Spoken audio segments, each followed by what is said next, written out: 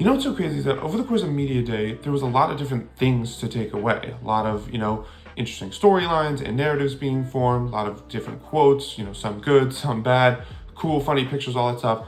And yet the takeaway that I can't seem to get out of my head is that I think it's really cool that Chris Paul signed with the Spurs. And it's not because he was obviously such a big rival of Greg Popovich and the Spurs, as the two of them mentioned yesterday at Media Day. It's not even necessarily because I think he's such a perfect point guard to pair with Wemby. I just think it's so cool from the standpoint of, it's no secret that Chris Paul isn't the player he once was. It's no secret that he's nearing the end of his career. And it's no secret that he's still chasing that elusive first championship. And so, conventional wisdom would suggest that as a free agent this past summer, nearing the end of his career, he would have taken a minimum deal to go play on a contender to try and chase that championship. Maybe he would have signed with a Denver or an OKC to come off the bench, but put himself in better position to get that first ring.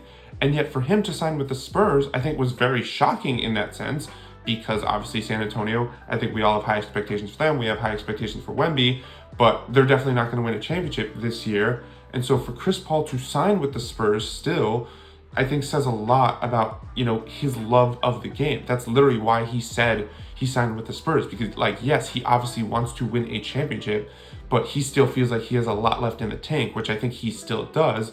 And I think he'd rather go to a place where he can still play and contribute meaningful basketball and not necessarily just be along for the ride, which I don't think he would have been if he signed with an OKC or Denver. I think he still would have been, I don't think he would have been a starter, but it would have been like the Golden State role, like coming off the bench and sort of running the second unit. But I think for him, it was more important to, if there's an opportunity for him to start and still play as much meaningful basketball as possible, that was more important to him. And I think it speaks to just a really special mindset for him. Obviously, I'm not saying this to criticize anyone who takes a lesser role to try and win a championship. Obviously, winning a championship is the ultimate goal, and everyone should try and do that.